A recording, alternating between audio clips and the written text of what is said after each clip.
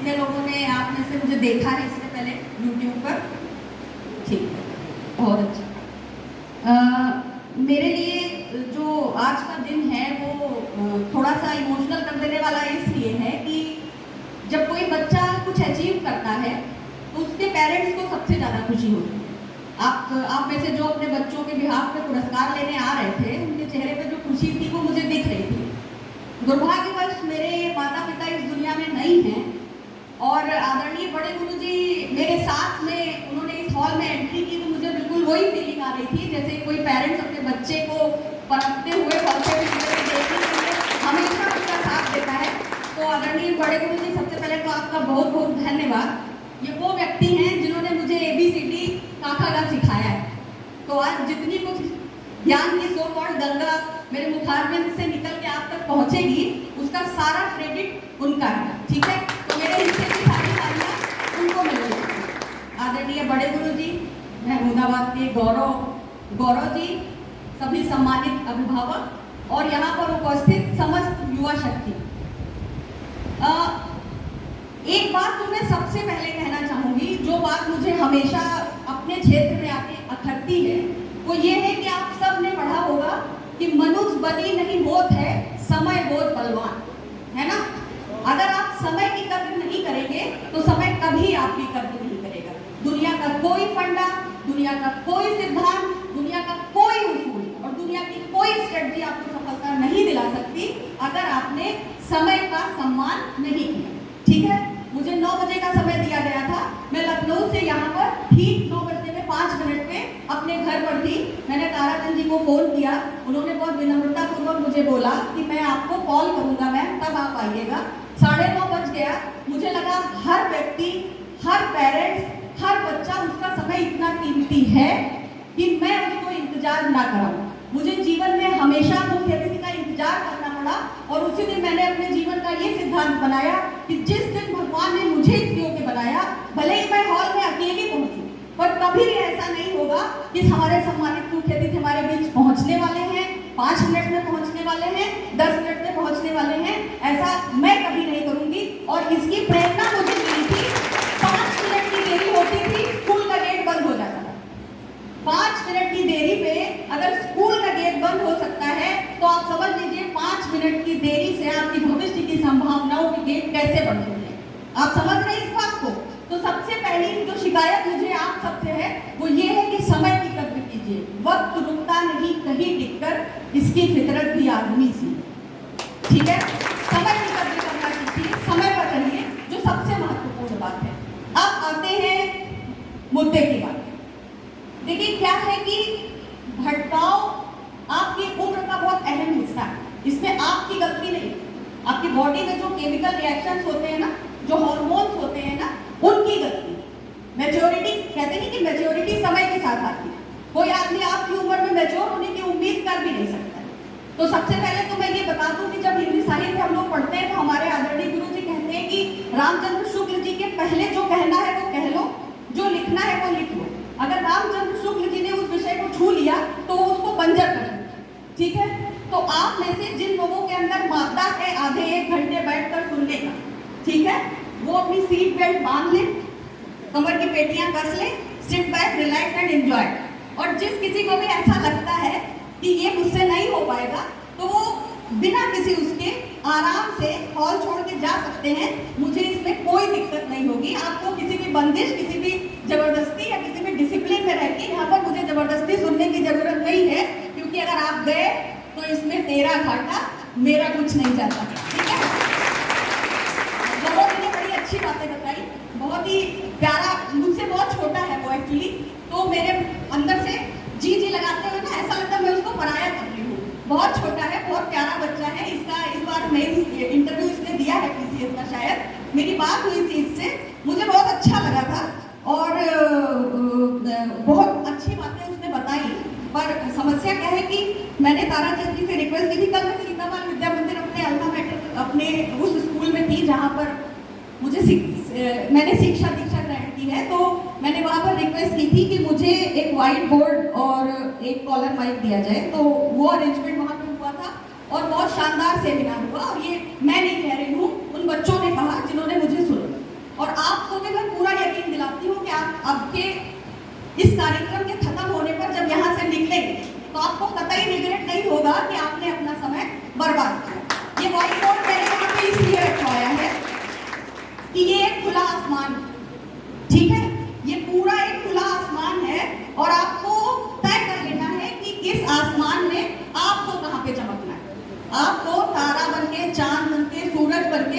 इस आसमान में कहाँ पे चमकना है ये आपको तय करना है, ठीक है। जो हरिवंश राय बच्चन जी मेरे बहुत फेवरेट कवि हैं, गुरुजी ने उनकी कुछ पंक्तियां सुनाई थी। हरिवंश राय बच्चन जी कहते हैं कि तीर पर कैसे रुकूं मैं आज लहरों का निमन, कि किनारे पर खड़े होने से अच्छा क्या है, अपने घर में एसी चला के कूलर चला के मस्त सोने से बढ़िया क्या है। दुनिया में हाथ पैर हिलाना नहीं अच्छा, मर जाना पर उठ के कहीं जाना नहीं अच्छा, बिस्तर पे मिसले लोग पड़े रहना ही भला, बंदर की तरह उछल कूद मचाना नहीं अच्छा। पता है किसने लिखा है? ठाकुर हरिश्चंद्र जी ने लिखा है। कहाँ लिखा है? भारत दुर्दशा में लिखा है। क्यों लिखा है? क्योंकि उन्होंने बताया कि भारत की बर्बादी का सबसे बड़ा कारण यही आलस जो हमारे अंदर है, कि क्यों हाथ पैर हिलाएं, क्या जरूरत है, जैसे है ठीक है। तो अगर आपके अंदर यथास्थितिवाद, स्टेटस क्वो, जैसे हैं वैसे ही अच्छे ये भाव है, तो मेरे जैसे 1000 लोग आकर के चले जाएंगे, आपका बाल भी बांका नहीं कर पाएंगे, ठीक है, कुछ नहीं कर पाएंगे। तो सबसे पहले आपको ये भाव लाना है। महमूदाबाद में मैं जब आती हूँ, जैसे अपने घर में जाती हूँ, बड़ा ताम झाम बना के रखा है मेरे चाचा लोगों ने कि बिटिया को कोई तकलीफ ना हो, पट से लाइट चली जाती है, ठीक है। ये वो लाइट है जिसने मुझे जीवन में कुछ करने की प्रेरणा दी थी। 8 घंटे लाइट आती थी, लैब का शीशा शाम से साफ होने लगता था, उसमें हम लोग पढ़ाई करते थे। तो हमेशा ये लगता था कि इस व्यवस्था से निकल जाना, ये 8 घंटे लाइट वाले महमूदाबाद में नहीं रहना। जो बात है, पढ़ाया तो क्या था, जननी जन्मभूमि से स्वर्गादपि गरीयसी, पर अंदर से जो प्रैक्टिकल थॉट था वो ये था कि इस व्यवस्था से निकल जाना है। तो सबसे पहले आपको अपने अंदर ये भाव लाना होगा कि मुझे इस व्यवस्था से निकलकर व्यवस्था को बदलने वाला बनना है, व्यवस्था बनाने वाला बनना है। जब आपके अंदर ये भाव आएगा तो आपको मेरे द्वारा कही गई सारी बातें समझ में आएंगी। सबसे पहले जो समस्या है, आप लोग यहाँ पर पेरेंट्स भी हैं, उनसे मेरी प्रार्थना भी है और उनसे मेरी अपेक्षा भी है कि वो मेरी सारी बातों को, क्योंकि संडे का दिन मैंने इसीलिए दिया था ताकि आप सब फुर्सत से हो और मेरी बातों को सुने, ठीक है। तो सबसे पहले जो समस्या है वो ये है हर बच्चे की कि क्या बने, फिर जो बने वो कैसे बने। तो यहाँ पर मैं आपको वो सारे ऑप्शंस बताऊंगी जिन जिन फील्ड्स में आप जा सकते हैं, ठीक है। आपको और आपके बच्चे को, जैसे बोलते ना कि नाम दिया इस प्रोग्राम को कैरियर काउंसलिंग। अगर मैं आपसे पूछूं कि काउंसलिंग क्या होती है, राइट, व्हाट इज काउंसलिंग, तो आप में से कोई बता पाएगा कि काउंसलिंग क्या है? आप अपनी जगह पे खड़े होकर बिना माइक के बता सकते, कोई जानता है? व्हाट इज कैरियर, कैरियर क्या है? नहीं जानते? हाँ, क्या है? जीवन की घटनाओं की जानकारी कैरियर है। तो फिर क्रोनोलॉजी क्या है? नहीं जानते? बैठे। क्या आप ये जानते हैं कि मैं कौन हूं? क्या आप ये जानते हैं कि जिस व्यक्ति को आप अपने जीवन के अमूल्य आधा 1 घंटा देने जा रहे हैं वो कौन सा व्यक्ति है? उसके जीवन में उसने ऐसा क्या कर दिया है जिसकी वजह से हम उसको सुनने जाएं? सिर्फ यूट्यूब पे देख के आए हैं ना? जानते हैं थोड़ा बहुत? हाँ, तुम तो जानती हो कि तुम तो घर की बच्ची हो, है ना? तो ये बातें मैं आपको इसलिए बता रही हूँ कि आपको दुनिया का कोई मोटिवेशनल सेमिनार सफलता नहीं दिला सकता, दुनिया का कोई मोटिवेशनल स्पीकर सफलता नहीं दिला सकता। पीछे जो लोग बातें कर रहे हैं, अगर आपको आपस में वार्तालाप करना है तो आप बाहर जाके आराम से कर सकते हैं। मैं आपसे ये अपेक्षा करती हूँ कि जितना समय आप यहाँ पे दें वो गंभीरतापूर्ण। तो दुनिया का कोई मोटिवेशनल स्पीकर आपको जिंदगी में आगे नहीं बढ़ा सकता। तो जब किसी को भी सुनने जाओ तो अपने टीचर से, जो होस्ट है, उनसे उस व्यक्ति के बारे में पूरी जानकारी लेकर के ही जाना। कोई भी बाहर का व्यक्ति आके yes you can do it, तुम आसमान में छेद कर दोगे कह के आपको सफल आदमी नहीं बनाएगा, सिर्फ आपका टाइम खराब करेगा और वो सारा मोटिवेशन इसी हॉल के अंदर खत्म हो जाएगा और आप अपने घर जाके वो सब बातें भूल जाएंगे। तो सबसे पहले आप जान लीजिए कि मैं कौन हूँ।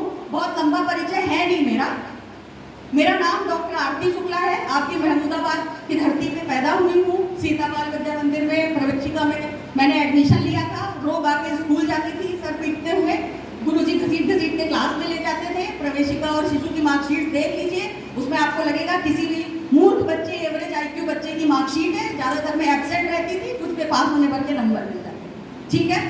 8th तक की पढ़ाई मैंने वहां से की।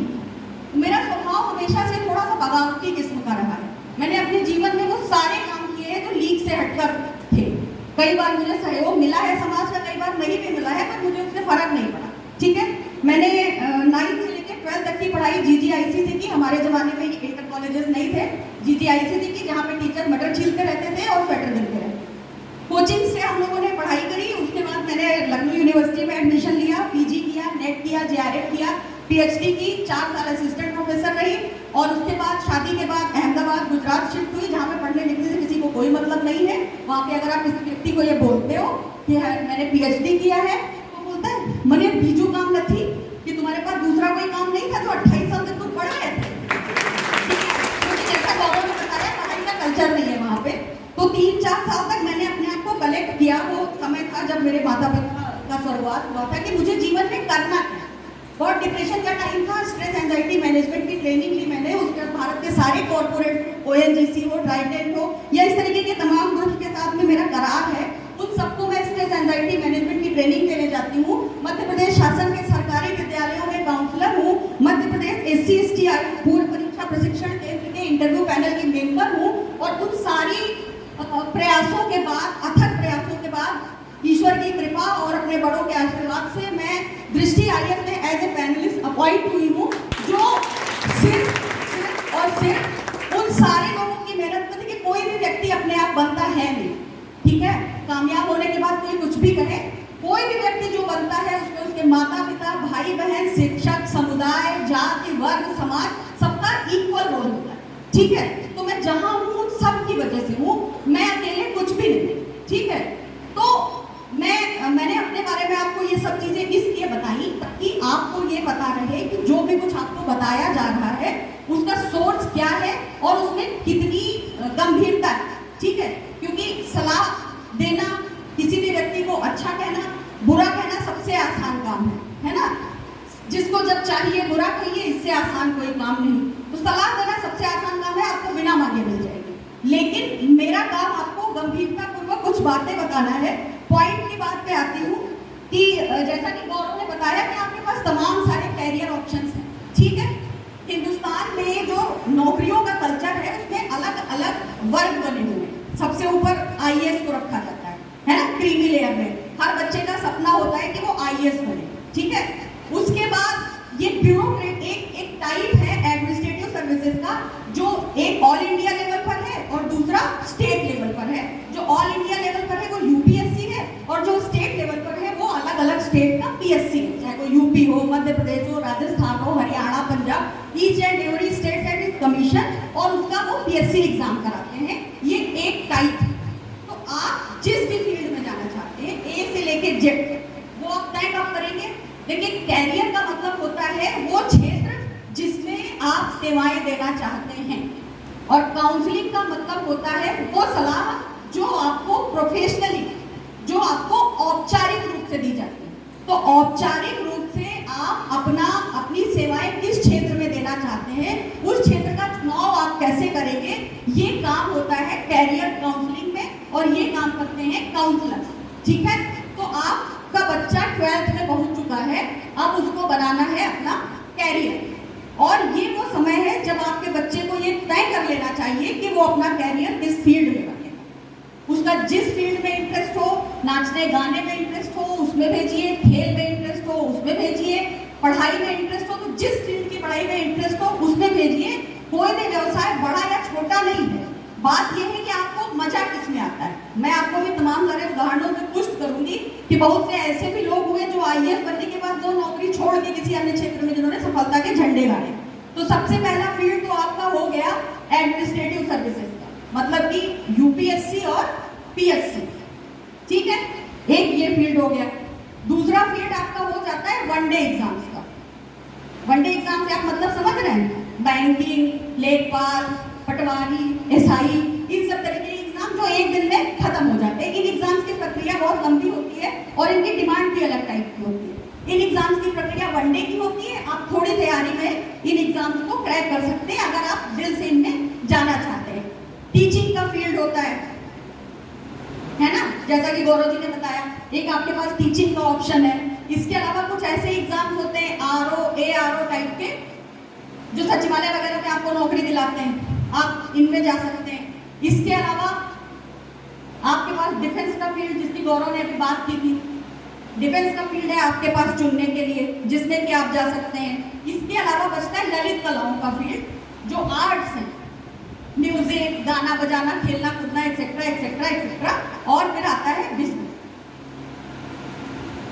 ठीक है, अब आपको, क्योंकि अगर इनमें से किसी भी फील्ड की स्पेशली जानकारी चाहिए तो उसके लिए अलग से एक सेशन आपको रखना पड़ेगा उस फील्ड के एक्सपर्ट्स का।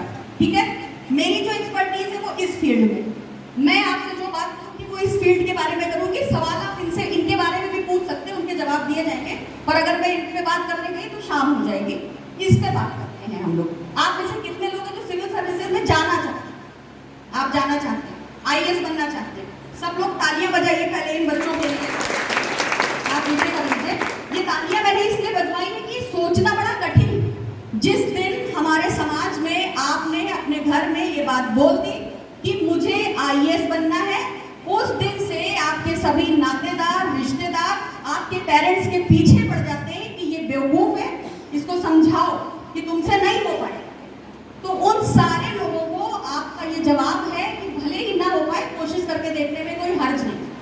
तो मैं आपको ये बात बता दूं कि जो इंडिया के टॉप ब्रेन्स हैं वो सामान्य तौर पर वैज्ञानिक और नासा साइंटिस्ट बन के और इस तरीके की चीजों में निकल जाते हैं। जो ये एक भ्रम है ना कि आईएएस बनने के लिए आपको बहुत शार्प ब्रेन होना चाहिए। आप लोग तो सोशल मीडिया के जमाने में हो, मीडिया से बहुत जुड़े हुए हो, तो आपको पता होगा कि कोई भी जो टॉपर है अपनी स्ट्रेटजी डिस्कस करता है तो आपको ये बात समझ में आ जाती है कि ऐसा नहीं था कि वो बहुत शानदार ब्रेन का था, टॉप ब्रेन का था तो वो 4 घंटे पढ़ के निकाल लिया। सबको इक्वल पढ़ना पड़ा ना। तो सबसे अच्छी बात इस एग्जाम की क्या है कि सबको पढ़ाई बराबर करनी है। दूसरी चीज, आपके नंबर 35% हो, 50% हो, 80% हो या 100% हो, कोई फर्क नहीं पड़ता। इस एग्जाम के लिए में सबके लिए लेवल प्लेइंग फील्ड है। कोई भी व्यक्ति ये एग्जाम दे सकता है, भले ही उसकी परसेंटेज कुछ भी। तो सबसे पहला काम जो आपको करना है अगर आप इस फील्ड में जाना चाहते हैं कि ग्रेजुएशन करिए, चाहे जो करिए, बीटेक, बीएससी, बीकॉम, बीए, जो भी करना है करिए। उसके बाद बिना इधर उधर किए सीरियसली आप इसकी तैयारी में लग जाइए। जो समस्या है हमारे क्षेत्र से बच्चों के ना निकलने की, वो समस्या ये है कि जब हम बीए करके निकलते हैं या बीटेक करके निकलते हैं तो हमारे पेरेंट्स, हमारी सोसाइटी ये कहती कि पहले अपना एक हाथ मजबूत कर लो, उसके बाद ये एग्जाम देना। और उस एक हाथ को मजबूत करने के चक्कर में इतनी देर हो जाती है कि जब आप ये एग्जाम, क्योंकि ये एग्जाम आपको एक फिक्स एज और फिक्स अटेम्प्ट देता है ना भाई। आप जनरल गए हैं तो आप 32 साल की उम्र तक 6 अटेम्प्ट दे सकते हैं, इस तरीके से कैटेगराइज है। तो वो एक हाथ मजबूत करने के चक्कर में इतनी देर हो जाती है कि जब आप ये एग्जाम देने जाते हैं तो वो आपके कंपलसरी अटेम्प्ट होते हैं और जो दबाव है आपके ऊपर वो कई गुना बढ़ चुका होता है। तो मेरी पहली सलाह ये है कि अगर आपको इस फील्ड में सीरियसली जाना है, बातें करने के लिए नहीं कि और YouTube पे जो आपको दिखाते ना आईएएस एंट्री के नाम पे 50 गाड़ियां, उतनी तो प्रधानमंत्री के काफिले में भी नहीं होती है। खैर, किसी आईएएस के पास क्या होगी। तो आईएएस को लेकर के एक जो उसकी पावर और उसकी पोजीशन को लेकर के जो सोशल मीडिया पे जो भ्रम है उसको दूर करिए। सेवा की भावना है आपके अंदर तो जाइए, क्योंकि बाढ़ आई होगी तो सब अपने घर में बैठे होंगे लेकिन डीएम साहब नाव पे पूरी बांट रहे हैं, है ना। बारिश हो रही होगी, सब अपने घर में बैठे होंगे, डीएम साहब छतरी लेके दौरा कर रहे होंगे। आपके पूरे जिले में कोई सुसाइड कमिट करेगा तो डीएम साहब से पूछा जाएगा कि उसने क्यों किया। तो जो ये है ना कि बहुत पावर है, पावर की इक्वल जिम्मेदारी है। जैसा सर ने बोला था ना, क्रिया के बराबर प्रतिक्रिया, तो पावर के साथ उतनी बड़ी जिम्मेदारी भी है। तो अगर आप उतनी जिम्मेदारी लेने योग्य अपने आप को समझते हैं तो इस फील्ड के बारे में आप सोचिए। जो स्ट्रक्चर है वो मेरे ख्याल से आप सबको पता होगा, फिर भी बता देती हूँ। प्री का एग्जाम, मेंस का एग्जाम और इंटरव्यू, यही यूपीएससी का तरीका है और यही स्टेट पीएससी का तरीका है। यूपीएससी में भी प्री में 2 पेपर होते हैं, सीसैट का पेपर होता है, जनरल स्टडीज का पेपर होता है, मेंस में 9 पेपर होते हैं, एक हिंदी या किसी भी 8वीं अनुसूची की भाषा का जो कि क्वालिफाइंग होता है, दूसरा कंपलसरी इंग्लिश जो कि क्वालिफाइंग होता है, एसए, जनरल स्टडीज के 4 पेपर और आपके ऑप्शनल के 2 पेपर मिला के 9 पेपर होते हैं। और अगर आपने उसको क्वालिफाई किया तो आपको साक्षात्कार के लिए बुलाया जाता है और आपने उसको क्वालिफाई किया तो आप हिंदुस्तान की उस टॉप सर्विस में ऑफिसर बन के निकल जाते हैं। एक और चीज जो क्लियर करनी है कि हर यूपीएससी पास करने वाला आदमी आईएएस नहीं होता, हर पीसीएस पास करने वाला आदमी एसडीएम नहीं होता। रैंक के हिसाब से उनको पोजीशन मिलती है। ये सारी चीजें आपके दिमाग में एकदम क्लियर इसलिए होनी चाहिए कि आपको ऐसा ना लगे कि बस मैंने यूपीएससी निकाला और मैं आईएएस बन जाऊंगा। ऐसा कुछ भी नहीं है। फिक्स सीट्स होती हैं, आपकी रैंक उतनी आई तो आपको आईएएस मिलेगा, अदरवाइज बाद की जो सीटें वो मिलेंगी और उसका भी डिवीजन होता है। आप में से कितने लोग जानते हो कि यूपीएससी पास करने के बाद आप क्या क्या बन सकते हो? इसके पहले मेरा कोई सेशन तो नहीं सुना है? हाँ, तब ठीक है, बताओ।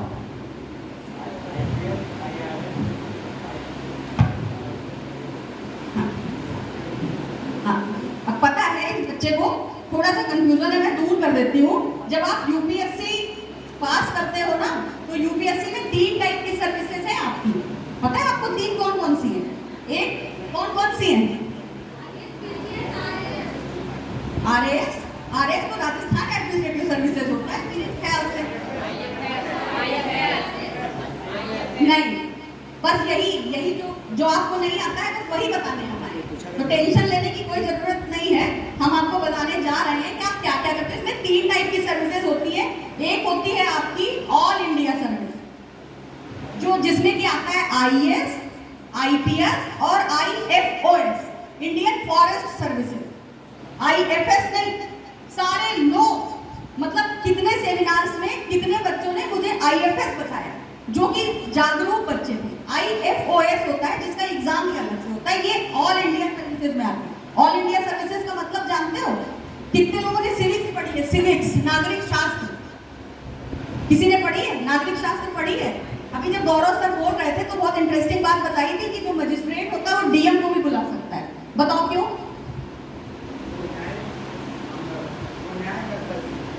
न्याय करता है तो क्या हुआ? डीएम भी तो जो है उसके पास भी तो सेमी जुडिशियल पावर्स होती है। सिविक्स पढ़ी है इसलिए बताओ नहीं आता है। हमारा जो संविधान है ना, वो शक्ति पृथक्करण के सिद्धांत की व्यवस्था करता है, जिसमें व्यवस्थापिका, कार्यपालिका और न्यायपालिका तीनों को अलग अलग रखा गया है। मॉन्टेस्क्यू ने सिद्धांत दिया था शक्ति पृथक्करण का, और उसमें ये कहा गया था कि जो न्यायपालिका है वो अपने निर्णय लेने के लिए अपने कार्यों में पूरी तरीके से स्वतंत्र है, और उसके कार्य के लिए कार्यपालिका को जब भी बुलाया जाएगा तो कार्यपालिका जाएगी। तो कार्यपालिका कौन है? आपका जो प्रशासन है और शासन। इसलिए जो न्यायपालिका है वो किसी भी मंत्री, किसी भी विधायक और किसी भी प्रशासनिक अधिकारी को बुला सकती है।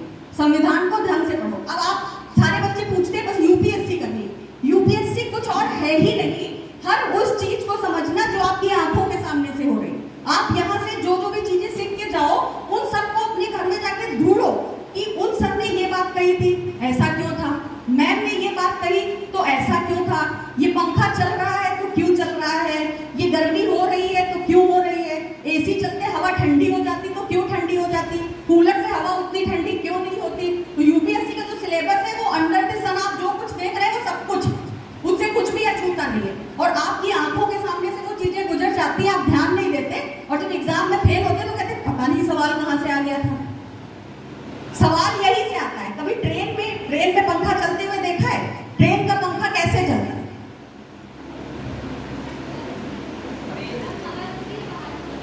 उससे बाहर की हवा से ट्रेन का पंखा चल जाता है।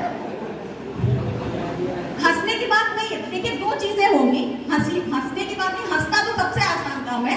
बात ये है कि UPSC is all about observation. अगर कोई बच्चा पूछेगा नहीं या गलत बताएगा नहीं तो हाउ कैन आई करेक्ट, है ना? 2 ही चीजें तो होगी, या तो आपको आता होगा या आपको नहीं आता होगा। अगर आपको आता है तो बहुत अच्छी बात है, और आपको नहीं आता है इसीलिए तो ये सारे लोग बैठे हुए हैं। पूछने में कभी झिझक मत करना, शर्माने की तो कोई जरूरत ही नहीं है। आपको अगर सबक लेना है, सीख लेनी है ना, तो आप नेताओं से लो। पीठ पीछे उनको सब गाली देते हैं, सब कहते हैं अरे बताओ फलाने ने ये कि नहीं किया, उन्होंने वो नहीं किया। कोई फर्क पड़ता उनको? मस्त चाल में चलते चले जाते हैं, आपके पास आते हैं, इमोशनल ड्रामा करते हैं और आपसे वोट मांगते हैं, और आप उनको जिता कर फिर भेज देते हो, फिर 5 साल उनको गाली देते हो। होता है ऐसा कि नहीं होता है ना? तो इसलिए शर्माने की कोई जरूरत नहीं है। जो जिसने की शर्म उसके फूटे कर्म। तो जैसे ट्रेन का पंखा, हम लोग ट्रेन में हमेशा यात्रा करते हैं, पर ट्रेन का पंखा कैसे चलता? फिजिक्स के स्टूडेंट्स यहाँ पे बैठे नहीं पता, केमिस्ट्री के स्टूडेंट्स बैठे नहीं पता। See this is the problem, और यही वो प्रॉब्लम है जिसपे हम सबको काम करना है। आपको अपनी ऑब्जर्वेशन की पावर बढ़ानी होगी। आपको क्या लगता है कि इंटरव्यू में आपसे ये थोड़ा ना पूछा जाएगा कि भारत का संविधान कब लागू हुआ? इंटरव्यू में आपसे ये पूछा जाएगा कि आप महमूदाबाद से आते हैं, जरा महमूदाबाद के बारे में कुछ बताइए। तो आप सच सच बताइएगा, क्या सारी बातें जो बड़े गुरुजी ने यहाँ पे बताई महमूदाबाद के बारे में, आप सब सच बताइएगा, आपको पता थी? नहीं पता। तो करना क्या है? जब 10वीं पढ़ रहे हो ना, सिर्फ 10वीं पढ़ो। जब 12वीं पढ़ रहे हो ना, सिर्फ 12वीं की पढ़ाई करो। जब ग्रेजुएशन कर रहे हो, सिर्फ और सिर्फ ग्रेजुएशन की पढ़ाई करो। कोई प्रतियोगिता दर्पण, कोई क्रॉनिकल, कोई जीएस की बुक, कोई जीके की बुक, कुछ भी पढ़ने की जरूरत नहीं है, क्योंकि जो पढ़ रहे हो वो सब तुम्हारा सिलेबस है। कोई भी चीज यूपीएससी या स्टेट पीएससी के सर्विस एग्जाम के सिलेबस से परे है ही नहीं, कोई भी चीज नहीं है। तो अगर आप ये सोच रहे हो कि आप जो है ये पढ़ लो, साइड में ये पढ़ लो और बाद में सिलेबस पढ़ लो और आप ऑफिसर बन जाओगे, ऐसा नहीं होता है। जो सेलेक्ट होते हैं ना, वो उनको आप देखिए कि वो क्या करते हैं। वो यही करते हैं कि भाई ये जो भी कुछ हमारे चारों तरफ हो रहा है वो क्यों हो रहा है। सबके हाथ में स्मार्टफोन है, कीपैड वाले फोन से स्मार्टफोन तक की यात्रा पे आप आ गए हैं। आप में से कोई बता सकता है कि what is the concept of smartphone?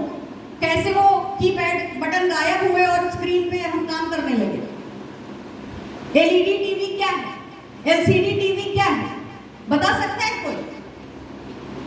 Physics कितने लोगों का सब्जेक्ट है? तो समस्या समझ गए कि समझाने की जरूरत है, और इसमें एम्बैरेस होने की कोई जरूरत नहीं है। आप सोचो इन बच्चों के अंदर कितना आत्मविश्वास है कि उन्होंने बहुत शानदार तरीके से एक्सेप्ट किया कि हमको वो मुझे नहीं बताते, मुझे नहीं पता था। तो जिस दिन आपको अपनी कमियां स्वीकार करना आ जाएगा ना, अपनी गलतियां स्वीकार करना आ जाएगा, आपकी आधी मंजिल तय, ठीक है? आपके आपने आधा रास्ता तय कर दिया। अब आपका काम ये है कि आप अपने शिक्षक से ये सारे सवाल पूछिए। आप जिनको पैसा देते हैं ना, गुरुकुल कल्चर तो है नहीं, द्रोणाचार्य जी हैं, प्रणाम गुरु जी, हम आपको अंगूठा देते हैं, बिल्कुल मत दो। जिनको फीस देते हो उनसे हर सवाल का जवाब मांगो, और अगर उनके पास सवाल का जवाब नहीं है तो गुरु जी बदल दो। क्योंकि जब आप सफल हो जाओगे ना, सफलता के 100 मालिक होते हैं, असफलता अनाथ होती है। कोई आदमी आपकी असफलता की जिम्मेदारी नहीं लेगा, हर आदमी आपकी सफलता के पीछे अपना हाथ लगाएगा। तो आज से ये सारी चीजें, जो फोन यूज करते हो गुरुजी से पूछना, जो टीवी देखते हो गुरुजी से पूछना, मेडिकल स्टोर पे दवाएं लेना, कोरोना का टीका बना, सबने लगवाया होगा। अगर पूछ लूंगा कि कितने टाइप का टीका है, क्या क्या क्या शैली है, किस शैली पे काम करता, अभी इसी वक्त बिना पढ़े कितने लोग बताने की स्थिति में? और 2-2 डोज तो सबने ले ली होगी, और कोरोना उनको आ जाएगा जिनको कोरोना के टीके के बारे में जानकारी नहीं है। तो आप मेरा मकसद आपको डिमोटिवेट करना नहीं है। एक्चुअली मैं आपको ये बताना चाहती हूँ कि आप स्वयं समझ जाओ कि आपके अंदर समस्याएं क्या है। क्योंकि मैं आप लोगों के अंदर लगन नहीं है, फोकस नहीं है, भटकाव बहुत ज्यादा है। मोबाइल को फेंक दो, मोबाइल को फेंक दोगे, ऑनलाइन क्लासेस कैसे पढ़ोगे? कोविड दोबारा आ गया, स्कूल बंद हो गए, बच्चों की पढ़ाई इसी मोबाइल ने बचाई। मैंने बोला ना, जिक्र क्या लब पे उसका नाम नहीं, इससे बेहतरीन इंतकाम नहीं, और जिसको जब चाहिए बुरा कहिए, इससे आसान कोई काम नहीं। मोबाइल खराब, टेलीविजन खराब, आदमी खराब, टीचर खराब, बच्चे खराब, हम खराब, सब खराब। बात यह कि कोई भी चीज अच्छी या बुरी नहीं होती है, उसको अच्छा या बुरा हम बनाते हैं। मोबाइल एक बहुत बेहतरीन टूल है। आपके सर यूट्यूब पे क्लासेस पढ़ाते हैं, मुझे आपने यूट्यूब से जाना है, मुझे नाम पहचान यूट्यूब ने दिलाई है। मैं 2014 से काम कर रही थी, अचानक से अवतार थोड़े ना लिया 2022 में। लेकिन आप सबने मुझे 2022 में कैसे जाना? आप सबको सर उठाने का मौका कैसे मिला? क्योंकि आपने यूट्यूब पे मुझे देखा। आप में से कोई मेरे चाचा होंगे, कोई मामा होंगे, फूफा भी हो सकते हैं, 1-2 जीजा भी हो जाए, बाकी सब भाई बहन होंगे, सब होंगे ना। मेरा मोरल मुझे कभी ये गवाही नहीं देता है कि मेरे चाचा मामा फूफा मेरा इंतजार करें, या मेरे चाचा मामा फूफा का बच्चा जो है वो असफल हो जाए। तो मैं यहाँ पे आपको ये बात बता रही हूँ कि आपको जो ये कह देना कि आपके अंदर कमी, आपके अंदर कोई कमी नहीं। आपके अंदर जो एक कमी है ना, वो सिर्फ ये है कि आप ऑब्जर्व नहीं करते चीजें। आपने देखा इंटरव्यू में कैसे कैसे सवाल पूछते हैं। आपने जो साड़ी पहनी है वो जो है कौन सी है, उसमें बहुत सारे बेढक, अपने एक शब्द चलता है ना बेढक, तो बहुत सारे बेढक टाइप के बच्चे होते हैं। यूपीएससी की तैयारी करने वाले 2% है, 98% खलीहर है जो हम लोग को फेमस बनाते हैं। वो उसके ऊपर कमेंट करते हैं कि 2 महिलाएं कहीं मिल जाए साड़ी की बातें करने लगती हैं। उन मूर्खों को ये पता ही नहीं है कि आर्ट एंड कल्चर का पार्ट है कि आपके प्रदेश में कितने प्रकार की साड़ियां बनती हैं। आप जानते हैं आपके प्रदेश में कितने प्रकार की साड़ियां बनती हैं? आप जानते हैं कि आपके महमूदाबाद में 1 डिस्ट्रिक्ट 1 प्रोग्राम में कौन कौन सा वो वन डिस्ट्रिक्ट वन प्रोडक्ट में कौन सा प्रोडक्ट लिया गया? आप जानते हो कि आपके महमूदाबाद रीजन की भौगोलिक स्थिति क्या है? जनसंख्या जानते हो आप? स्त्री पुरुष का अनुपात जानते हो आप? पढ़े लिखे लोग कितने हैं ये जानते हो आप? नहीं जानते। क्यों नहीं जानते?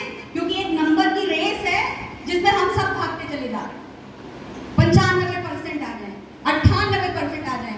इसी को रोकने के लिए सरकार ने क्या किया? CUET ले आओ 100%, यूनिवर्सिटी में एडमिशन के लिए एंट्रेंस दो। इसीलिए तो किया। क्यों नंबर की रेस में भागना? आपके पास ज्ञान होगा ना, सफलता चल के आपके पास आएगी। और आपके पास ज्ञान नहीं होगा तो दुनिया का कोई नंबर आपको नहीं जाएगा। आपने अवनीश चटर्जी का नाम सुना होगा, IAS है, उनके 44% मार्क्स थे 10th में। घसट पिसट के उन्होंने 12वीं पास की थी 60-62% के साथ में। CDS में फेल हुए थे, स्टेट PSC में फेल हुए थे और उसके बाद 77वीं रैंक के साथ IAS बने, शायद 77 या 67 ऐसा कुछ। नितिन जब रिजल्ट आता है हर साल सारे ब्यूरोक्रेट स्वर में अपनी मार्कशीट शेयर करते हैं, सिर्फ ये बताने के लिए कि बच्चों नंबर मैटर नहीं करते हैं। मतलब आप प्रॉपर बनने के लिए कोशिश करो, आप उसके लिए पैशनेट हो, तो पागल मत हो, मानसिक रूप से बीमार नहीं। मेरी अभी गुरु जी से यही बात हो रही थी कि महमूदाबाद के सारे स्कूल्स को अपने यहाँ पर एक ट्रेनिंग काउंसलर रखना चाहिए जो बच्चों का दिमाग पढ़े। कम से कम 80-81% नंबर लाके कोई बच्चा सुसाइड तो ना करे। एक बच्चा, उसके माता पिता ने उसके ऊपर इतना इन्वेस्ट किया, वो 80-81% नंबर लाके सुसाइड करना, ये हमारे समाज के लिए शर्म की बात। और अगर हमको इसमें कोई परेशानी नहीं हो रही है ना, तो जैसा वो शिव खेड़ा बोलते ना कि बगल के घर में आग लगी और आपको नींद आ रही तो अगला नंबर आपका है, कल को उस कैटेगरी में आपका बच्चा भी हो सकता। तो बच्चे को पैशनेट बनाइए, लेकिन उसको पागल मत बनाइए। कोई एग्जाम, इनमें से कोई भी एग्जाम आपसे ये नहीं कहता कि आप 90% प्लस हो या आप 70% प्लस हो। आप पास हो गए, आप इनमें से कोई भी एग्जाम दे सकते हैं। नेट JRF के लिए 55% का ऑब्लिगेशन है, तो ऑलमोस्ट हर वो बच्चा जो टीचर बनना चाहता है इतना ले लिया।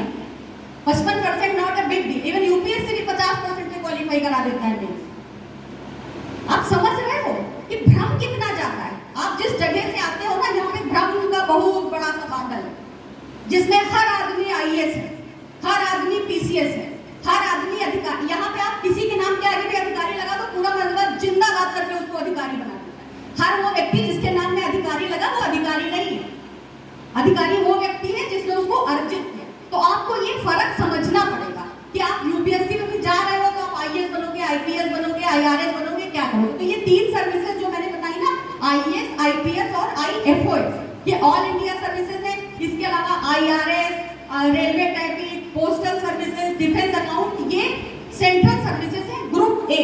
और उसके बाद भी जो नीचे के रैंक रह जाते हैं उनको ग्रुप B की सेंट्रल सर्विसेज मिलती है। ये 3 क्लासिफिकेशन है। अगर आप सीरियसली तैयारी कर रहे हो तो अभी से ये बातें नोट करके रखो, क्योंकि आपको ये पता होना चाहिए ना कि आपको बनना क्या है। आपको लगता है कि UPSC देंगे IAS बन जाएंगे, और फिर आपने UPSC दिया और आपकी रैंक आई 600 और आप बन गए रेलवे ट्रैफिक में, ट्रेनों के समय सारणी तय करना है तो आपको फ्रस्ट्रेट हो जाएंगे, है ना। तो चीजें एकदम क्लियर होनी चाहिए। गौरव ने एक बड़ी अच्छी बात कही थी कि आपको आत्मावलोकन करना चाहिए। ये एग्जाम आपसे डिमांड करता है गधे जैसी मेहनत, ठीक है, गधे जैसी मेहनत। तो सीधा हमें प्रोग्राम करते हुए मैंने कहा था कि इस पीढ़ी के बच्चों के सामने जो समस्या है वो ये समस्या है कंफ्यूजन। कैसा कंफ्यूजन? एक बार फिर से रिपीट करूंगी गुरुजी वही चीजें कि आप गीता पढ़ते हैं, हम क्या होता है ना, अपना कंफर्ट जोन चुन लेते हैं। जैसे गीता पढ़ा तो गीता में लिखा कि भाई कर्म करो, फल की चिंता मत करो। तो हमने कहा बस यही हमारे जीवन का सूत्र वाक्य है कि हम कर्म करेंगे, फल की चिंता क्यों करनी। अपना लिया उसको। उसके बाद क्या होगा कि आपको कोई मिलेगा वो आपको बताएगा नहीं। जैसे मेरे पति देव जिस सेमिनार में जाते हैं एक ही बात बताते हैं कि आप मछली की आंख पे निशाना साध के रखिए। क्यों? क्योंकि उन्होंने लगातार 3 सालों तक UPSC की परीक्षा निकाली है, अभी वो as a additional commissioner Mumbai में सेवाएं दे रहे हैं, तो उन्होंने अपना फोकस रखा था UPSC को क्रैक करने। तो वो हमेशा ये बात बताते हैं कि आप मछली की आंख पे निशाना साध के रखो। तो बच्चा उसको अपना था मछली की आंख पे मुझे निशाना साध के रखना है। फिर आपको एक व्यक्ति मिलेगा, आप किसी प्रोग्राम में जाएंगे, वहां पे कोई व्यक्ति आएगा जो कि बताया जाएगा कि आपको मोटिवेट करेगा, और वो आपको मोटिवेट करते हुए क्या कहेगा, सी स्मार्ट वर्क। हार्ड वर्क से कुछ नहीं होता, स्मार्ट वर्क करना चाहिए। होता है कि नहीं होता है? जो होता है उसको बताना कि हाँ ये होता है। और उसके बाद फिर आपको कोई ऐसा बुजुर्ग व्यक्ति मिलेगा वो आपको बोलेगा नहीं नहीं, मेहनत का कोई विकल्प नहीं, सब अपने स्टडी रूम में लगा के रखते, संकल्प का कोई विकल्प नहीं है, कठिन परिश्रम सफलता की कुंजी है, फलाना है ढिमाका, ऐसा होता है। कंफ्यूजन, घर में 4 लोग आपको 4 तरीके की सलाहें देते हैं, ये कंफ्यूजन। उसके बाद मैंने पॉलिटिकल साइंस में तमाम सारे थिंकर्स को पढ़ा है, हर थिंकर अपनी अलग अलग फिलॉसफी बताता है। जैसे जैन धर्म में फिलॉसफी में एक दर्शन आता है स्यादवाद, तो स्यादवाद बहुत डिटेल में, तो एक मोटी मोटी बात बताती हूँ कि 6 अंधे हैं और एक हाथी को खड़ा कर दिया जाए और उन अंधों से ये कहा जाए कि बताओ हाथी कैसा है, तो जो कान पकड़ेगा वो कहेगा पंखे जैसा है, जो पूंछ पकड़ेगा वो कहेगा अजगर जैसा है, जो पैर पकड़ेगा वो कहेगा तो इस वाले खंबे जैसा है, जो बीच में अवरोध बना हुआ है कुछ लोगों के, है ना। तो हर आदमी अपना, अगर 6 अंधे हैं तो हाथी को अलग अलग तरीके से देखेंगे ना। तो इस तरीके से ये यूपीएससी का एग्जाम वही हाथी है, इसको जो निकाल लेता है उसका अपना एक फंडा होता है, वो फंडा एज इट इज आप लोगों को लागू हो जाए कोई जरूरी नहीं, उसके कुछ प्लस पॉइंट होंगे, कुछ माइनस पॉइंट होंगे, आपके अलग प्लस माइनस हो सकते हैं। अब उसने मान लीजिए उसकी अंग्रेजी कमजोर थी, उसने बोल दिया मैं 3 घंटे अंग्रेजी पढ़ता था, आप भी 3 घंटे अंग्रेजी पढ़ने पे लग गए, क्या होगा? टाइम का मिसमैनेजमेंट हो जाएगा। तो आप समझ रहे हैं, हर आदमी की अपनी एक कहानी है और हर आदमी अपनी कहानी का खुद हीरो है। कोई भी आदमी आपका जो रोल मॉडल हो उसको रोल मॉडल रखिए, लेकिन आप ये मत करिए कि उसको वो 6 घंटे 8 घंटे पढ़ता था, मैं 6-8 घंटे पढ़ूं। कल कई सारे बच्चों ने मुझसे बोला कि वो फलाने टॉपर कह रहे थे घंटों का कोई मूल्य नहीं होता है, मैं तो 6 घंटे पढ़ता था। भाई देखो, कामयाब हो जाओ फिर कोई भी बात बताओ। हम लोग तैयार कराते हैं, अभी भी 10 दिन दिल्ली में क्लास लेकर के आई हूँ, मेंस का एग्जाम है यूपीएससी का 16 तारीख से। तो जब आप सफल हो जाओगे ना, आप जिला टॉप कर लो जरा, तो क्या आप इस बात को कभी स्वीकार करोगे कि आपने मेहनत में कमी थी? आप उसमें 4 और बातें जोड़ के बताओगे कि मैं तो सूरज को तो मैं ही जगाती थी रोज, सूरज तो सोता रहता था, पहले मैं उठती थी, फिर सूरज को जगाती थी, तब सूर्य देवता उठते थे। ऐसे बताओगे ना। जो कामयाब हो गए उनकी बातों को सुन के अपनी स्ट्रेटजी बनाने की जरूरत नहीं। कल मनीष से मेरी बात हो रही थी, मनीष ने एक बड़ी अच्छी बात बताई कि 2 चीजें होती है हमारे विभाग में, प्रशिक्षण और निरीक्षण। तो प्रशिक्षण देना मेरा काम है, निरीक्षण करना गौरव का काम। प्रशिक्षण मैं आपको दूंगी कि आप करें कैसे, और निरीक्षण वो करेगा कि आप सही कर रहे हैं या नहीं कर रहे। आप समझ रहे हैं? तो किसी भी टॉपर की स्ट्रेटजी को, किसी भी जो लोग सक्सेसफुल हो गए किसी भी फील्ड में, नॉट इवन यूपीएससी, किसी भी फील्ड में, उनकी बातों को समझ के उसमें से सार आपको निकालना है ना। साधु ऐसा चाहिए जैसा सूप सुभाए, सार को गहिले थोथा दे उड़ाए। ऐसे नहीं कि रवि सिहाग ने ऐसा कहा तो इसको नोट कर लो, रवि सिहाग पीली शर्ट पहन के गया, पीली शर्ट पहन के चले जाओ, फलाने ने ऐसा कहा, नहीं। वो हो गए, उनकी एक स्ट्रेटजी थी, आपको अपनी स्ट्रेटजी बनानी पड़ेगी। होने के बाद तो क्या, जिनके अंदर में कामयाबी के सजर लगते हैं उस शख्स के सब हुनर लगते हैं। होता है ऐसा जी। आप जब आप मिडिल क्लास में होते हैं ना, तो आप महंगी घड़ी पहन के जाते हैं, आप महंगा पर्स लेके जाते हैं, ये दिखाने के लिए कि हम अमीर हैं। और जो अमीर है वास्तव में दुनिया में, आपको लगता है उनके पास एक ही घड़ी कपड़ा होता है? नहीं, कपड़े तो कितने भी कपड़े खरीद सकते हैं। आपने दुनिया के किसी भी अमीर आदमी को महंगी घड़ी पहन के ऐसे ऐसे करते हुए देखा है कि देखो भानुमति के कुंडे की तरह नहीं, वो एक होता है जिसमें होता है कि उन्होंने महंगा कंगन पहना था तो घर में आग लग गई, तो अपना हाथ ऐसे ऐसे करके बताया कि हाय आग लग गई बचा लो, हाय आग लग गई बचा लो, ऐसी कहानी बताती मुझे सिखाया करती थी। तो आपने किसी भी अमीर, आप हिंदुस्तान, ये जीएस का सवाल है, दुनिया के सबसे अमीर और भारत के सबसे अमीर, आपने देखा कभी किसी को कि वो रोज कपड़े बदल के आ रहा है? नहीं आ रहा है ना। तो ये आपको समझ में आ रही है मेरी बात कि जो व्यक्ति कीमती हो जाता है, बाहरी आवरण की कीमत कोई मायने नहीं रखती है। मुझे बड़ा शौक था, मैं खूब महंगी घड़ियां पहन के ऐसे करके बताती थी कि मैंने उस जमाने में 3-4 हज़ार की घड़ी बहुत बड़ी मानी जाती थी, और वो सुनहरे कलर की 600-700 रुपए की घड़ियां महंगा में मिलती थी, उससे ज्यादा मिलती नहीं मिलती। तो पापा लखनऊ से ला के देते थे, तो जब हम स्कूल पहन के जाते थे ना, तो ऐसे करते थे। और सीताफल में घड़ियां बहुत इनाम में मिलती थी, चाहे दीवार घड़ी चाहे हाथ की घड़ी। तो मेरा फर्स्ट आने का मकसद ही ये होता था कि घड़ी मिल जाएगी, उसके अलावा और कोई मतलब रॉकेट साइंस नहीं था, वो घड़ी मिल जाएगी। तो मुझे हमेशा लगता था कि महंगी घड़ी पहन के मैं बहुत अच्छी दिख रही हूँ। आज के डेट में क्या है ना कि मैं 1000 रुपए की घड़ी पहन के जाती हूँ, लोगों को लगता है कि नहीं इन्होंने 50,000 से कम की तो हो ही नहीं सकती। आप मेरी वैल्यू नहीं बढ़ी, देश का तो परिस्थितियां आपको ऐसा बनाती है कि आपको बारे में लोग ऐसे एजम्पशन बना लेते हैं। आप देखिए, आपके अभी जो मैं जो उदाहरण दूंगी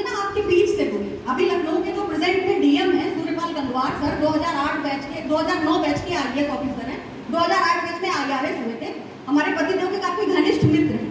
तो हम लोग उनसे मिलने गए, उनके DM आवास थे। तो हमारा एक सामान्य वो था कि भाई पहले उनका चौकीदार आएगा, सलामी वामी ठोकेगा, फिर हमको अंदर लेके जाएगा, फिर बिठाएगा, फिर बोलेगा रुकिए रुकिए DM साहब आ रहे हैं। जैसा होता है सबको ऐसा लगता है कि ऐसा होता होगा। आप यकीन नहीं मानोगे, खुद गेट पे खड़े थे। तो जो पहला भाव, हम लोग तो क्योंकि वैसे हैं तो हमें तो कुछ अजीब नहीं लगा, हमारे मित्र हैं, हमारे साथ जो महमूदाबाद के लोग गए थे उनके मन में ये भाव आया, ऐसा DM है, खुद ही गेट पे आके खड़ा हो गया। तो सरलता को स्वीकृति नहीं देता है समाज, कई बार आपको वो दिखाना पड़ता है ऐसा। तो सिविल सर्विसेज क्या करता है, आप अपने एटीट्यूड में वो सिविल सर्विसेज लाइए, आप अपने इर्द गिर्द होने वाली सारी चीजों को सिर्फ ऑब्जर्व कर लीजिए, एक उसके नोट्स बना लीजिए, हर चीज को गहराई से पढ़ लीजिए, सिविल सर्विसेज में आपका काम हो जाए। तो जो ये कंफ्यूजन की बात हम कर रहे थे, उसमें क्या कि थिंकर्स को पढ़ा। अब थिंकर आपको अपना अलग अलग फंडा देंगे। थिंकर्स में से कोई बोलेगा कि life is like a bicycle, balance is must for success. कोई बोलेगा कि nothing significant has been ever achieved without madness, पागलपन के बिना कुछ नहीं मिलेगा। तो कोई बोलेगा कि भाई संतुलन बना के रखो। अब बच्चा बड़ा कंफ्यूज हो जाता है, क्योंकि हर टीचर अपने टेम्परामेंट के हिसाब से उसको चीजें बता देता है। बच्चा सोचता है हम करें तो क्या करें। तो आखिरी में क्या होता है कि कुछ नहीं समझी। किस किस को याद कीजिए, किस को रोइए, आराम बड़ी चीज है, मूढ़क के सोइए। ये आखिरी में ये स्थिति आ सकती है। अब ये स्थिति ना आए तो आपको क्या करना है, बैलेंस भी बनाना है। किसका, हार्ड और स्मार्ट वर्क का। ठीक है, आपको पागलपन भी रखना है। किसके लिए, अपने टारगेट के लिए। और वो पागलपन सिर्फ आपकी स्ट्रेटेजी में होना चाहिए, आपकी बॉडी में नहीं होना चाहिए कि अगर नहीं बने तो मर ही जाएंगे, ऐसा कुछ भी नहीं। IAS, जो IAS है ना, जो आपको लगता है वाह क्या तोप है, मंत्री जी के सामने उसकी भी घिग्गी बंधी रहती है। जो मंत्री जी हैं उनकी प्रधानमंत्री के सामने बंधी रहती है, जो प्रधानमंत्री है उनकी राष्ट्रपति के सामने बंधी रहती है, और फिर जब किसी देश के प्रधान होता है तो उनकी UN के सामने बंधी रहती है। तो हर आदमी के ऊपर कोई है, कोई सुपर पावर किसी के पास नहीं है। जो सिविल सर्विसेज का क्रेज है वो इसलिए ज्यादा है क्योंकि आप व्यवस्था में बदलाव ला सकते हो वहां जाकर के। आपको ऐसे ही तो प्रेरणा मिलती है। आप एक नॉवल खरीद के जरूर पढ़ना, 12th फेल। एक DIG की कहानी है, मनोज कुमार शर्मा की, बहुत अच्छे मित्र हैं हमारे, वो महाराष्ट्र में पोस्टेड है, IPS ऑफिसर है। उनकी उसमें उनके जीवन की वो कहानी लिखी है, उसको आप जरूर पढ़िएगा, आपको बहुत प्रेरणा देगी। आज ही अमेज़न पर ऑर्डर करना 12th फेल को, जिसमें ये है कि आटा चक, उस व्यक्ति को पता ही नहीं था कि IAS में कोई चीज होती है। वो अपने स्कूल में नकल कर रहे थे, तहसीलदार साहब दौरे पे आ गए, तो उनको लगा ये तहसीलदार कौन आदमी है जिसने नकल बंद करा दी, अब मैं तहसीलदार बनूंगा। उसके बाद पता चला कि तहसीलदार कुछ करते हुए SDM साहब आ गए, तो उसको लगा ओहो इससे भी ऊपर कोई चीज होती है, तो चलो मैं SDM बन जाता हूँ। और जब वो स्टेट PSC की तैयारी करने के लिए इंदौर गए तब उनको पता चला कि अरे SDM कुछ नहीं है, इसके ऊपर भी एक चीज है। तो उन्होंने UPSC की तैयारी की और वो फाइनली IPS बने। आटा चक्की पे काम किया उन्होंने, टेम्पो में कंडक्टर का काम किया और जाने क्या क्या। तो परिस्थितियां, फाइनेंशियल कंडीशन, बैकग्राउंड, मीडियम, ये सब कुछ मायने नहीं रखता अगर डेडिकेशन है। हिंदी मीडियम को क्लेम करते हैं, कई बच्चे सवाल करते हैं कि मैम सिविल सर्विसेज में हिंदी मीडियम के बच्चों का सिलेक्शन अब नहीं होता है, सिविल सर्विसेज में इंग्लिश मीडियम का परसेंटेज बढ़ रहा है, हम हिंदी मीडियम के हैं तो हमारे लिए उसमें स्कोप नहीं है। आप एक चीज ये भी तो देखो कि हमारे जमाने में हिंदी मीडियम में पढ़ने वालों की संख्या कितनी थी और आज के समय में हिंदी मीडियम में पढ़ने वालों की संख्या कितनी है। तो जब अपीयर ही कम लोग होंगे, इंग्लिश मीडियम के लोग अपीयर ही ज्यादा होंगे, तो बट ऑब्वियस है कि रिजल्ट में वो ज्यादा दिखेंगे। हम में से, आप में से कितने ऐसे लोग हैं जो अपने बच्चे को हिंदी मीडियम में पढ़ाना चाहेंगे? कोई पढ़ाना चाहेगा? ईमानदारी से बताइए, कोई नहीं पढ़ाना चाहेगा, है ना। तो जब हम अपने बच्चों को इंग्लिश मीडियम पढ़ा के अपीयर कराएंगे और 10 में से कोई 4 बच्चा हिंदी मीडियम से जाएगा, तो हाउ कैन आई वी से कि जो है हिंदी मीडियम का रिजल्ट अच्छा था। तो मीडियम, भाषा, परिस्थिति, व्यवहार, बैकग्राउंड कुछ मायने नहीं रखता। फीस नहीं दे सकते हो, किसी भी किताब में ऐसा कुछ भी नहीं लिखा है जिसको पढ़ने के लिए अगर आपके पास दिमाग है तो आप उसको समझ ना पाओ। कोई भी चीज ऐसी नहीं है। अगर आपने 12th तक साइंस पढ़ ली है किसी भी तरीके से, तो उसके बाद UPSC में कोई भी ऐसी चीज नहीं है जिसके लिए आपको किसी टीचर की जरूरत है। ये फैक्ट है। आप भूगोल, इतिहास स्वयं पढ़ सकते हो। लोग जाते इसलिए हैं कोचिंग इंस्टीट्यूट कि उनका टाइम सेव हो, जो समय वो खराब करेंगे सब चीजें कलेक्ट करने में, वो चीजें उनको एक जगह पर मिल जाती है और वो उसको ऐसे कर लेते हैं। तो सिविल सर्विसेज आपसे डेडिकेशन, आप कंटिन्यूअस रहना, साल 1.5 साल तक ये भूल जाना कि आप कौन है। एक रॉल्स की थ्योरी है, Rawls theory of justice political science में, जिसमें वो कहता है कि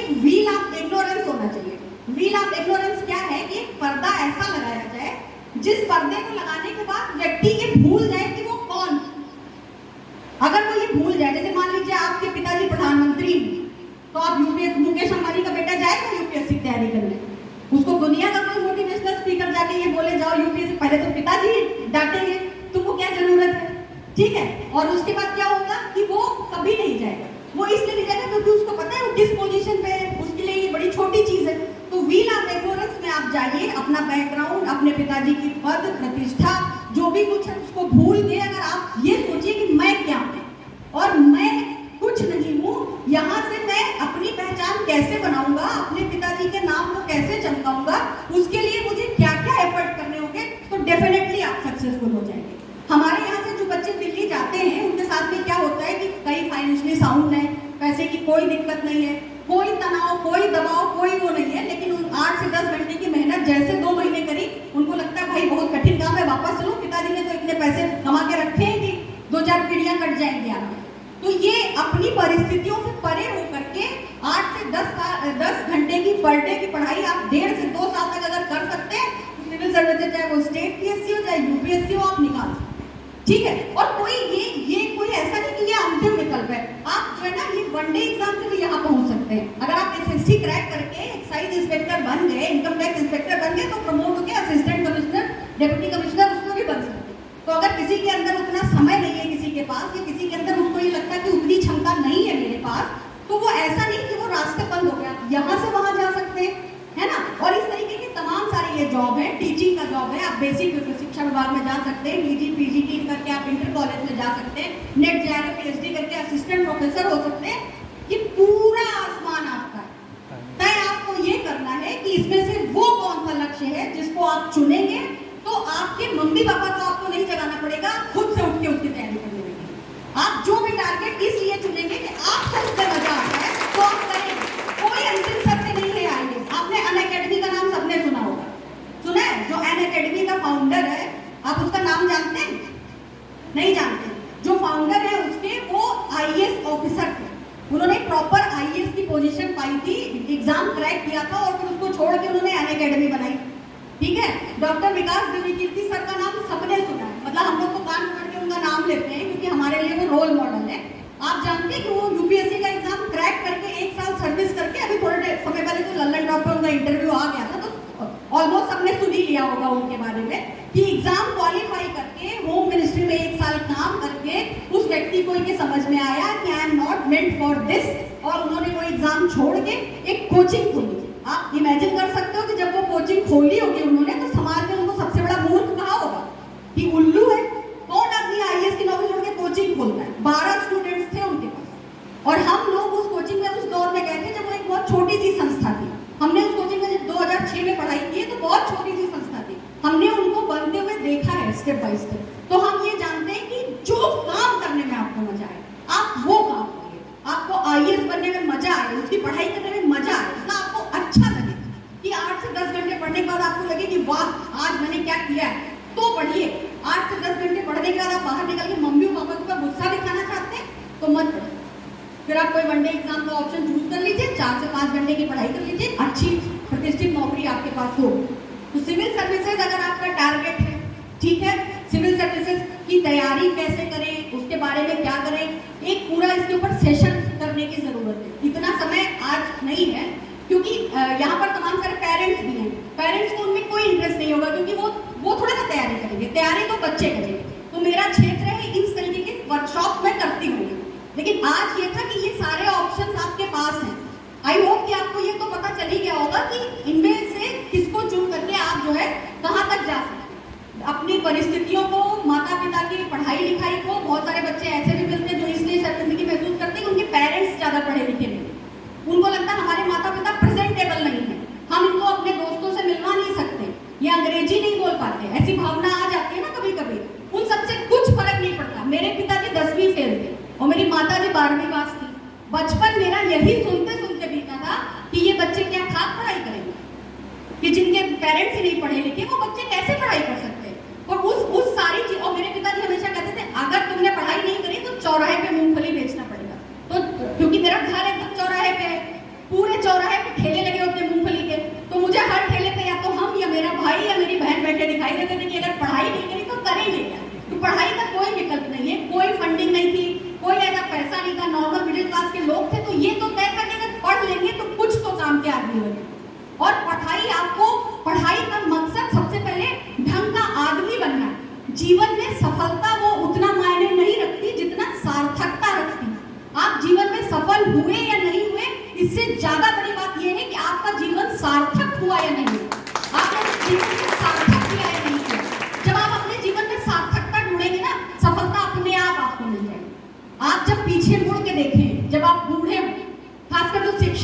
शिक्षकों को सबसे ज्यादा खुशी किस बात की होती है? इंग्लिश में एक कविता है, When I see in the mirror of the future, weaving the checklist you have yet to gain, then I feel I have not lived in vain.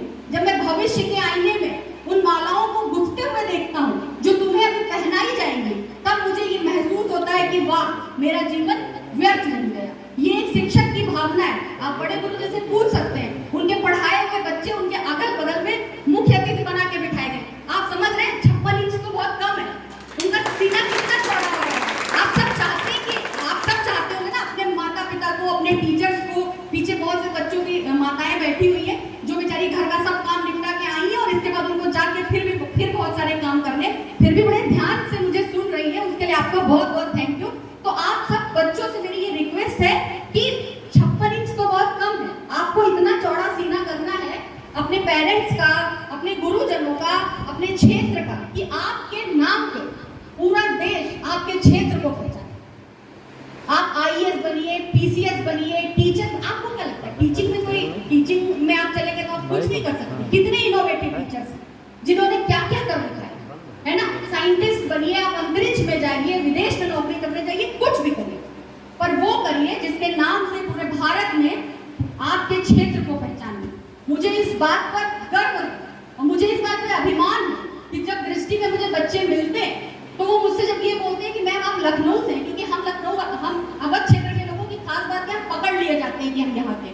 क्यों? क्योंकि हम बोलते हैं, और जैसे हम बोलते हैं ना, हम आ रहे हैं, हम जा रहे हैं, हम खा रहे हैं, तो हमारे दिल्ली हरियाणा के दोस्त कहते हैं कितने लोग आ रहे हैं, क्योंकि हिंदी लिटरेचर में दो चीजें पढ़ाते हैं ना, सिंगुलर और प्लूरल, एक वचन और बहुवचन। एक वचन में मैं और बहुवचन में हम, लेकिन हम लखनऊ में होगा कि लोग नहीं, हम आ रहे हैं, तो हमारी फितरत ही नवाबी है, पैदा ही हम नवाब हुए हैं, तो हम अपने आप को मैं मानते नहीं, अपने भी मानते हैं कि मुझे बहुत चाहिए आगे, तो हम पकड़ लिए जाते हैं कि मैम आप लखनऊ से। और मुझे बहुत अच्छा लगता है ये बताते हुए कि नहीं हम लखनऊ से नहीं है, हम शत्रु संपत्ति केस वाले महमूदाबाद से हैं। तो शत्रु संपत्ति का केस हुआ था ना, मुझे बताया बच्चों, शत्रु संपत्ति का केस हुआ था ना राजा महमूदाबाद का, वो जहाँ पे उस फिल्म की शूटिंग हुई थी, वो महमूदाबाद मेरा महमूदाबाद है। तो जो मेरा महमूदाबाद है, मैं चाहती हूँ कि मेरे बाद एक लंबी श्रृंखला निकले, आप कुछ भी बनिए, एक अच्छा इंसान बनिए सबसे पहले, और उसके बाद आप अपने जीवन में, कैरियर में कोई भी ऑप्शन चुनिए, उसमें एक्सेल करिए, जो ऑप्शन चुनिए उसमें एक्सेल करिए। मेरे पिता, मुझे भाषण देने का बड़ा शौक था, गुरुजी बचपन से मेरा भाषण सुन रहे हैं, स्कूल में कोई प्रोग्राम हो मतलब पार्टिसिपेट तो करना ही है। और आप सबको भी मेरा ये मैसेज है, महमूदाबाद का कोई क्विज कॉम्पिटिशन ना छूटे, महमूदाबाद का कोई भाषण प्रतियोगिता ना छूटे, कोई डिबेट कॉम्पिटिशन, कोई सिंगिंग कॉम्पिटिशन। आपके अंदर जो टैलेंट है आप सब में चाहिए, ये वो चीजें जो व्यक्तित्व का निर्माण करती है। आपको ये सब स्टेप बाय स्टेप आपको वैल्यू एडिशन करना पड़ेगा। आपको, जैसे मैं इंटरव्यू में बैठती हूँ, आपको लगता होगा कि सवाल पूछने से आसान क्या काम है, लेकिन आपको पता है वो 5 सवाल पूछने के लिए कम से कम 5 किताबें पढ़नी पड़ती है। क्यों? क्योंकि अगर वैल्यू एडिशन नहीं करेंगे तो सवाल खत्म हो जाएंगे ना। तो वैल्यू एडिशन करिए। स्टेट लेवल पे कुछ भी हो रहा है, नेशनल, बहुत ज्यादा क्या होगा, नहीं जीतेंगे, हार जाएंगे, सीखेंगे तो ना। सवाल ये होता ही नहीं है कि कौन जीता और कौन हारा, सवाल ये होता है कि जिंदगी को किसने कितना संवारा। ठीक है, तो जीत हार से कोई फर्क नहीं पड़ता, आप जो सीख रहे हैं, जो लर्निंग कर रहे हैं, वो आपके काम आने वाली है। तो मेरी आप सबसे रिक्वेस्ट भी है और आप सबसे अपेक्षा भी है कि खूब पढ़िए। गूगल पे लिखी हुई हर बात सच नहीं है, उस पर भरोसा मत करिए, किताबों की तरफ लौटिए, यूट्यूब पे वो चैनल्स की सेटिंग लगाइए जो आपको इनलाइटेंड करे, जो आपको ज्ञान दे। फालतू की सारी चीजें किनारे करिए, रील बनाने, वीडियो बनाने, लाइक्स पाने के लिए काम मत करिए, काम अच्छे करिए, फॉलोअर्स आपके ऐसे ही बन जाएंगे। मैं अकेला ही चला था जानिबे मंजिल, मगर लोग साथ आते गए और कारवां बनता गया। और वो कारवां है टीम दृष्टि का, जो आईएएस फैक्ट्री है। हमारे यहाँ से हर साल इतने आईएएस निकलते हैं कि हम मतलब आईएएस बैठ के बाहर वेट करता है सर से मिलने के लिए। इस कदर आप समझ रहे हो, भारी तादाद में आईएएस निकलते हैं कि जब वो सर से मिलने आते हैं तो 1-1 महीने की वेटिंग होती है विकास सर से मिलने के लिए। तो आप सोचिए, आप उस व्यक्ति की महत्ता को समझ पा रहे हैं। तो कारवां बन गया पूरा, और हम सब जगह पे काम कर रहे हैं। सर ने मुझे स्पेशली ये बोला कि आरती, तुमने मध्य प्रदेश में इतना काम किया है, why don't you go to your own state, your own birth place, और वहां पे जाके क्यों नहीं करते? क्योंकि हम उनसे हमेशा ये डिस्कस करते थे जब लोग आते थे, वो लखनऊ के बच्चे आते थे, सीतापुर के बच्चे बहुत कम, महमूदाबाद का तो कोई नहीं, गोरखपुर के बच्चे आए, गोरखपुर के इर्द गिर्द के गांवों के बच्चे आए, महमूदाबाद का तो अंदर से हमेशा ये लगता था ये बिल्कुल वैसे ही है ना, क्या पड़ोसी को अच्छे अच्छे व्यंजन बना के खिला रहे हैं और आप अपने घर में लोगों को भूखा रख रहे हैं, वैसी बात थी। तो मेरी मोरल रिस्पॉन्सिबिलिटी थी कि मैं आपके बीच में आऊं और ये सारी बातें कहूं, और मुझे पूरी उम्मीद है कि आपको कुछ बहुत मेरी बातें समझ में भी आई होंगी। आप मेरी हर बात से सहमत हो ऐसा कोई जरूरी नहीं है, बहुत सारी बातों से आप असहमत हो सकते हैं, और आप मेरी बातों से असहमत होइए, इसमें भी कोई, ये आपकी इनोवेटिव माइंड का लक्षण है कि आप सोचते हैं, सोचिए, विचार करिए, खूब पढ़िए, पढ़ने का कोई नहीं है, खूब किताबें पढ़िए, जीवन में जो टारगेट बनाइए उसके लिए जी तोड़ मेहनत करिए, सफलता निश्चित है कि आपको मिले, ठीक है। तो मैं आप सबसे ये प्रॉमिस लेना चाहूंगी कि इसके बाद जो ये सूखा है सदियों का, है ना, तो वो खत्म होगा। रामधारी सिंह दिनकर जी की पंक्तियों के साथ मैं अपनी बात खत्म करूंगी कि बरसों की ठंडी बुझी रात सुबह उठी, बरसों की